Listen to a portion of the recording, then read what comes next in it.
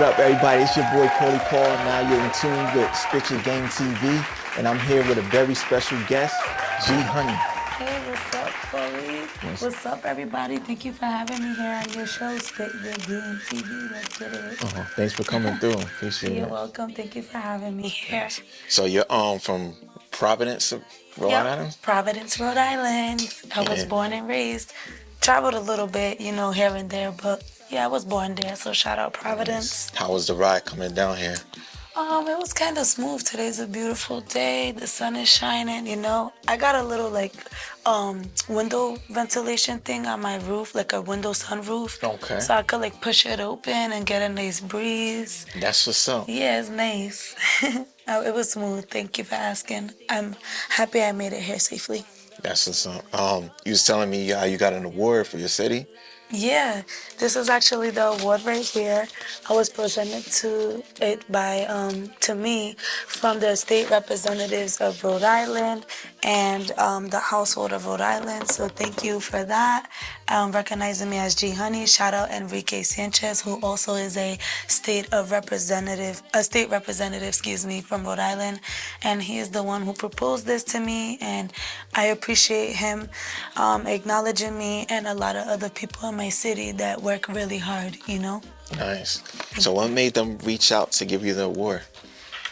They reached out to me because they said they've been keeping up with me for a while, and they saw I was someone that's been working hard, and I kind of haven't been getting that much love and stuff like that as I should maybe be getting some more love and respect on my name. I appreciate that. Thank you. But so they wanted to just recognize me and show me that I'm doing a good job and keep up the good work, just acknowledging me. So I appreciate it because I work hard and I don't try to seek validation from nobody, and I always look and seek for God first. But it's nice for people to show me the love and appreciation that I should have. That's what's up. Yeah, thank you. So I see you've been making a lot of moves. You was on the franchise report. Yes. Hold on, I gotta take my glasses off. Shout out DJ Franchise. Thank you so much. I'm about to go off. Yeah, I'm taking trips. I'm thick and educated. I like to shop and take trips. If you ain't talking about them Benjamins, don't even talk to me. I'm a shorty and I like to keep it G. 1,000 a stack, preferably. If you got it, then give it to me. Baby, what you doing? And everybody at the radio station for working with me. I'm definitely making moves with him. We're collaborating. He co-produced my new tracks that we're gonna be premiering here on your show. It's Hey Love. It's like a remix to Hey Love. So right now, the title track is Hey Love. Talk. This kitty isn't yours, nigga. New man dick bigger than yours, nigga. Buys me Yeezys cause it got more figures. Feel secure, appreciate my figure. I didn't come up with a final title track. I could change it, but I don't know. I'm thinking maybe I should leave it Hey Love. As the original name? Yeah, but I don't want to get sued or nothing like that. Right. Yeah, so I might switch it up. So we'll just say it's the remix for now. Okay. A little appreciation for R&B and hip-hop. Nice. Because that's the artist I am when I originated making music and stuff. But also my Latin side because I'm Latina too. Okay. Yeah. So me and DJ Franchise is collaborating on that song. He co-produced it. Nice. And did you meet him coming to the franchise report or? No, I actually knew him already from just being outside, you know. So it was nice to meet him in places, and he was very kind and cool, and he was always up for supporting artists from our city and me as a young female rapper. Nice. He opened his doors to me too, so I appreciate him. That's what's up. Shout out you, dude. So why did you what made you want to choose that song to make a remix to? Because what happened was that he and I went over there ready for the interview, and shout out Raisa too. She's also part of the playlist of RI. She had invited me over there to do the countdown for the music and stuff on the radio.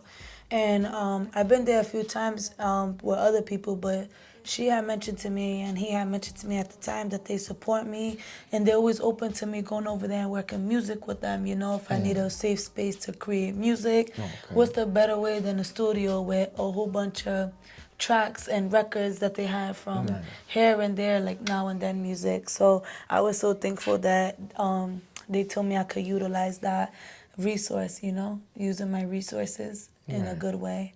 And I have reached out to DJ Franchise and I was like, hey, I'm trying to, you know, stay on track with this music stuff. What's up with them, you know, samples type stuff, like the music beats that you got access to.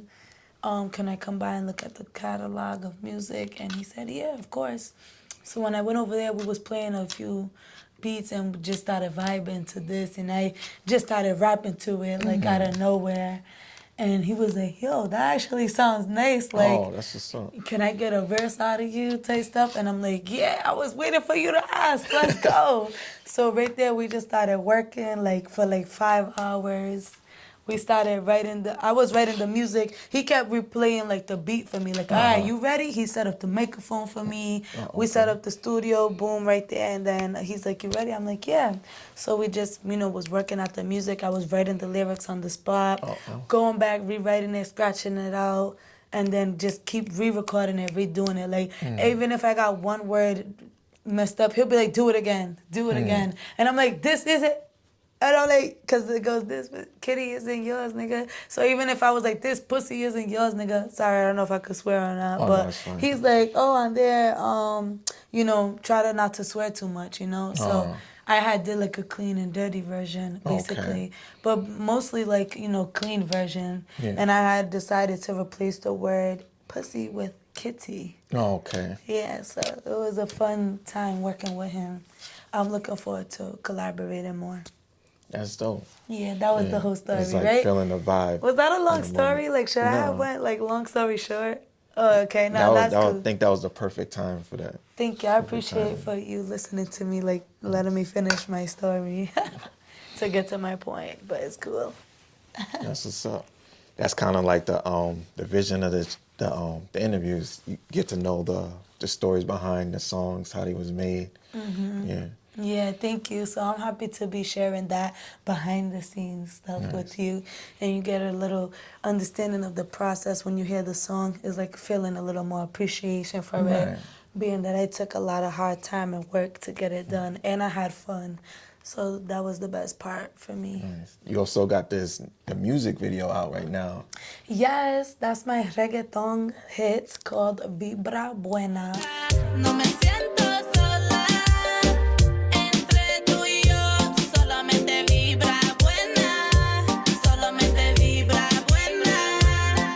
And you can find that on YouTube under G Honey. You could also search me up under G Honey La Jefa. And if you Google me, you could also find my music on there in TikTok /G Honey La Jefa. You will see a lot of my work, including my music video, Vibra Buena. Okay. How'd you come up with the idea for the music video? I was actually in Puerto Rico when I first started making the song and listening to the beats. So I was happy. I was in Puerto Rico, my little abuela's house. Shout out Puerto Rico. Ponce, Puerto Rico. And I be all over there in Puerto Rico. It's my other like second home, amen. But yeah, I love Puerto Rico. I was in there, my grandma's house. We had a lot of family over there for her birthday to surprise her.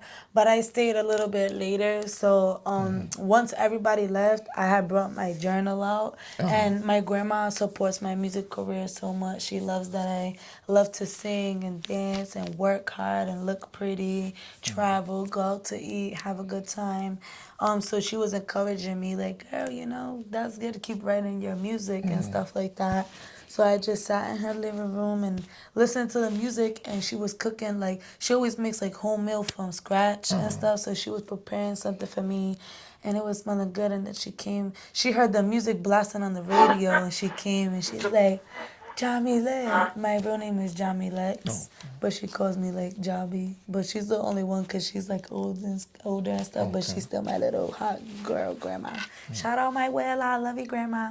So she was like, that song is so nice. You need to buy it because I don't want no one to try to come and bother you with the song after like finish that song. Like not even buy it, but like you read a lot of songs. Like finish this song and release it. Like I'm gonna be one of your first listeners. Like it sounds good. So I was excited because when I was writing the song originally, I was writing it in English. But then I was in Puerto Rico and I was just talking to my grandma and just thinking to tap more into my culture and just embrace my side of my Latin roots and stuff, my Caribbean roots. So I had in my journal, I wrote English, but then I rewrote it in Spanish. Nice. So I was writing it in Spanish, but then I'm like, oh, well, which is grandma Spanish. Can you help me translate one of these words in English? And she was helping me like translate. But then she's like, oh, you're going to have to go on Google or get like another thing for like certain stuff because, you got to do it and stuff too. Like, I'm like, okay. Just help me with this one word. The rest, I got it. So she was really cool about it. That's how it came about. Like I was finished writing the song, creating it in Puerto Rico. Then I brought it out here to like Boston, New York type vibe. Started working on it over there, like finishing in the final touches. And then I started coming back out here to, well, not here, this is like Connecticut. But I went back to like Rhode Island to my city and got into a real good studio. And I recorded it there. Oh, that's Like what's up. finalized it, mixed and mastered it, like finished the track. Right. Yeah. You feel like you got different vibes on the song from finishing it in different places? Yeah, because originally I wanted to finish it off in Florida, and I was trying to record it originally. Like around the time when the song was done, I was trying to finish filming it in the summertime, but I was working so much and stuff that I didn't get that scene of the beach and stuff. So that's why you see a lot of scenes of me in different pools and stuff. Because my main goal when I first filmed it was to get at the beach, and then but like time didn't permit it, the weather didn't permit it and stuff.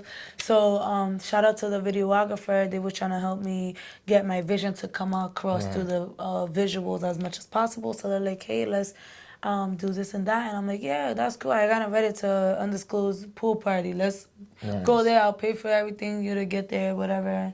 And I'll pay you bird there too and stuff and give you the rest of the money when we finish getting the rest of the scenes. Because I don't want nobody running off of my hard-earned money. So we got to have some communication and some trust and barriers and stuff like that. So then after that, I was kind of bummed about the beach stuff, but then I got excited about the pool stuff. So I'm like, fine, I'm going to make it work with what I got.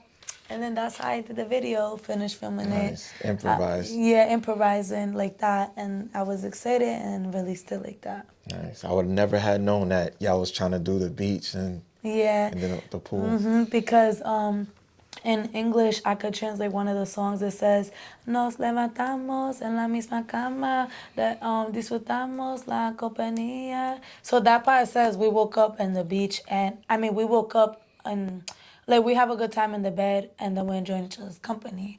But in one of the lyrics, I'm saying we could keep going hasta que salga el sol. Like we could keep partying and having fun until the sun comes out. And then another part is saying en la playa, and that means beach in Spanish. So I was really trying to just get the whole Puerto Rico vibe, feeling that tropical vibe, having fun on the beach, turning up, projected that fun memory into the video. So it was kind of nice that I was still on the north side, which is over here in New England, and still give it like that fun type of tropical summer vibe. But I finished filming it like almost towards the winter. Yeah, so that's when I released it, like at the time I did. Nice. Yeah. So I seen you do some modeling.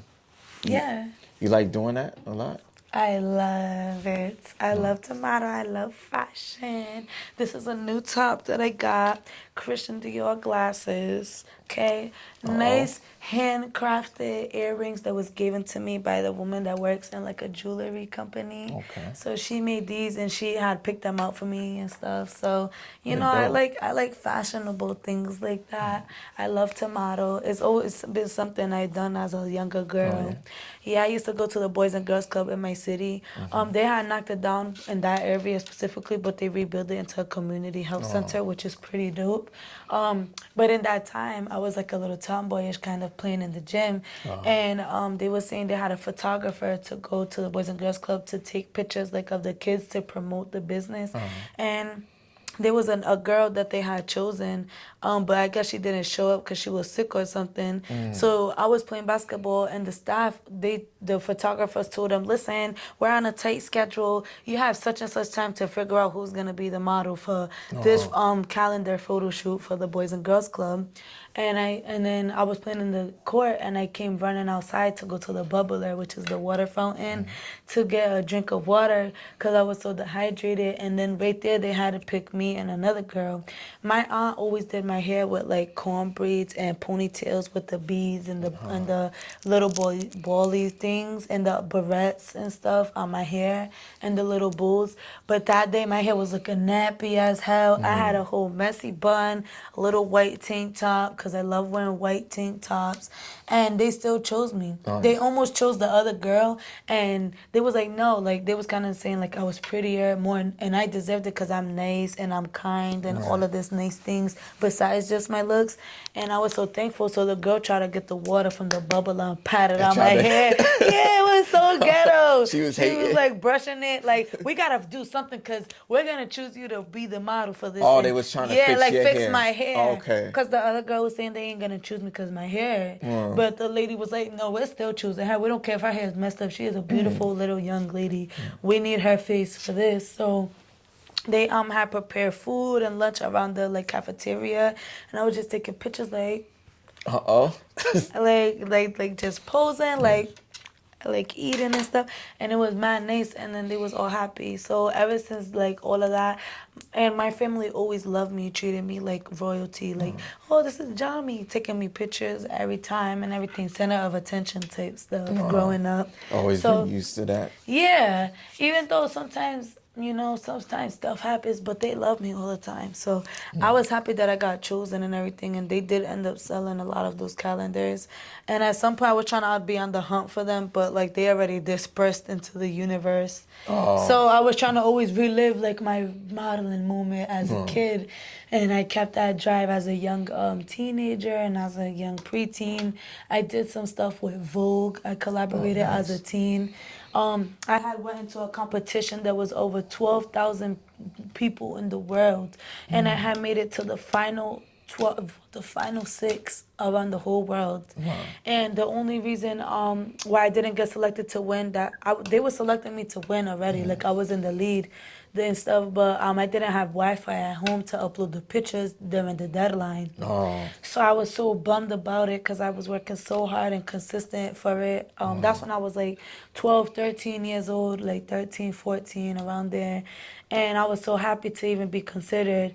But the people loved my work that I've done, and the pictures that I took so much that they ended up sending me euros from Europe. And they sent me like 80 euros or something, but at the time in American money, that was like almost $100. And I was a teenager, like that was still kind of money to me. Like I'm still learning about money. I just need money to get to school and get breakfast and maybe get a new Jordans or something. Like I'm just a kid. I'm not thinking about the real world. I'm still thinking like fashion world and creativity and music and stuff, intellectual property stuff too. So basically, I was happy, and then they paid me and stuff. And then after they paid me, they told me if I wanted to put the money back in to invest in myself, and I said yeah, I did. So basically, some money I had sent them.